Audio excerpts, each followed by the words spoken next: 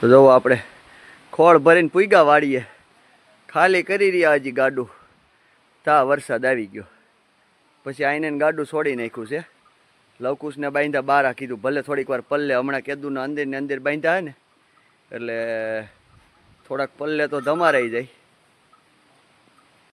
જય માતાજી, જય શ્રી રામ.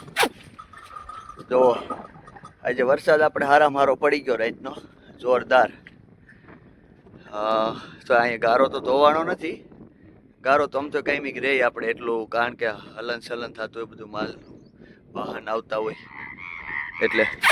અને અહીંયા થોડોક ખાડો ભરાણો છે, ટાઈસ નાખી હતી પણ થોડીક ઓછી થઈ છે. લવકુશને જોવો ગાડે જોડ્યા છે, ડેટ કાંઈ મારા દીકરા સાંભળાવા નહીં દે. ડ્રાઉ ડ્રાઉ ડ્રાઉ ડ્રાઉ સોટી પીડ્યા. જો આયરો આયર, હજી એમ લાગે કે હજી વરસાદ આવી છે. હવે તમને એમ થાય કે લવકુશને અત્યારે ગારામાં ક્યાં ગાડે જોડીને જવા છે, પણ જો પીવાનું પાણી ભરવાનું છે આપણે. આ ગોવાળ ને વાલા ને અહીંનું પાણી આપણે મોડું એટલે સા ન થાય, એટલે બે વાત થાય. પીવાનું પાણી ભરવાનું હોય, બીજું ખોળ આવી ગયો છે 10 બોરી. એ આપણે ભવાની ધામ ગાંધીનગર એના તરફથી છે, એટલે રિક્ષા અહીંયા આવે નહીં વાડીએ, એટલે ઘરે ઉતાર્યો તો કાલ. એટલે હવે આજે કીધું ભરી આવી, આપણે ડેલી ખાનામાં પડ્યો છે. એટલે લવકુશ હમણાં હાવ બાંધ્યા પાછા ઓગાળે છે, એટલે કીધું હાલો જો મોરલાવને હે ને જવા દઈએ ધીમે ધીમે. બસ જો આ શેરમાં સીલા પડી ગયા હે બોલેરાના, સીલો ફેરવી નાખી. અહીંયા તો પછી ટાઈસ જ છે, થોડુંક ઉપર એટલો ગારો છે ને કેળામાં હજી પાણી આવેલું જાય છે. અત્યારે વાગી ગયા છે 11, લાગે હજી સવાર પડ્યું એવું, પણ 11 વાગી ગયા છે. જો અહીંયા ધોવાઈ ગયું, સારું ગારો હતો, ગારો બધો વહી ગયો. હા કેટલો ગાર, ટાઈસ દેખાઈ ગઈ. આ ખાડોય ભરાઈ ગયો. આપણે નકર અહીં બહુ ગારો હતો, વરસાદ બહુ સારો આવ્યો. હજી તો આપણે કાઢીએ પાણી જાય છે. લવને પણ કોઈક સેટેથી ભાળી જાય ને એને એમ લાગે ખામે હાવે જ આવે છે, એટલો સેપાળ છે બસ. એના મૂતકન ચડે છે, પણ હવે આમાં કઈ દોડવાય નહીં. અમારે જો ટેણીઓ જો પાણીમાં રમે છે. હા બસ એ તું આડ મોકલી ઉભો રહેવા પડે યાર, હોતા હોય જો આવા તો પછી બસ બસ. જો એને ઉત્કન જ એટલું હડે છે, બે આખે રાઈટ રાખી છે ફૂલ આમ આટિયું મારી.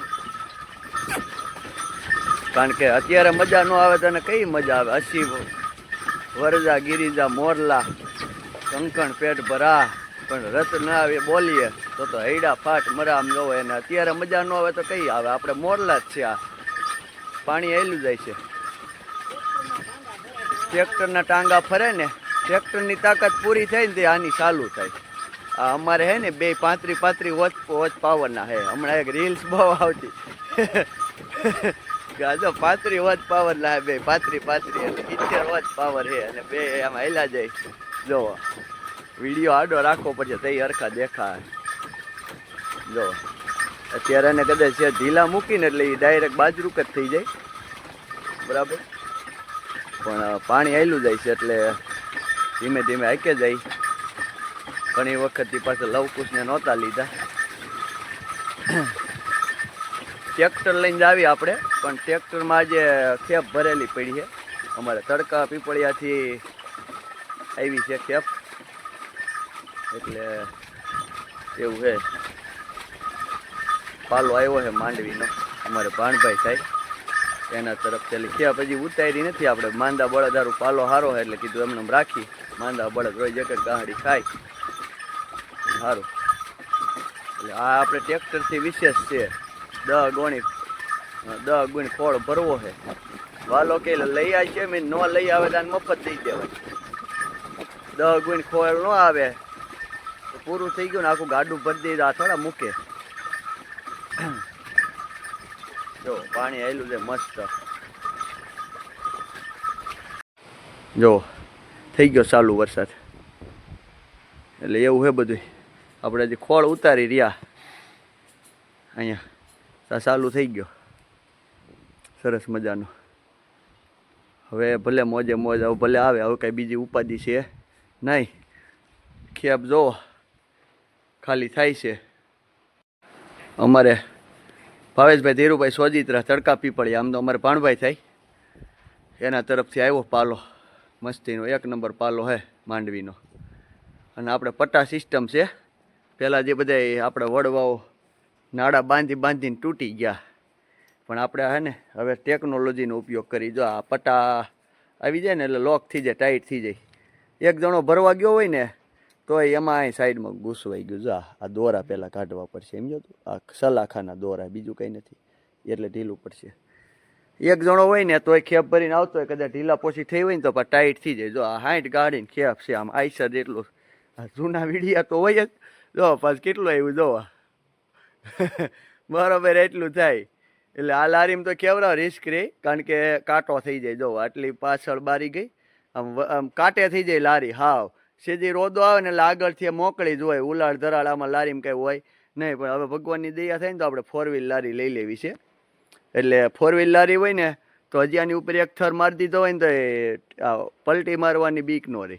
અત્યારે આમાં હે ને થોડુંક બીક રહે રોદામાં, કે પલટી મારવાની બીક રહે. જો આમ હરખું થઈ જાય ને એટલે પછી 4 વ્હીલ લારી આવી જાય ને તો આવા મોટા ફેરા હોય ને તો બહુ સારું પડે, બીક ન રહે બિલકુલ. અમારે લારો ઓલો વાલો પટ્ટા છોડે છે. લવકુશ ઊભા કે હવે અમને અમારો શું વાક છે કે અંદર જવા ગયો, તો ઘડીક વાર પલળવા દેવા છે. ઝરફરિયું આવે છે, થોડાક પલળે ને તો સારું, મજા આવે, ટાઢા પડી જાય થોડાક. ખેપ અહીં છે ને સાઈડમાં ઉતારી દેવી છે, એટલે ઓલા બીમાર છે ને એ ખાઈ શકે બધાય.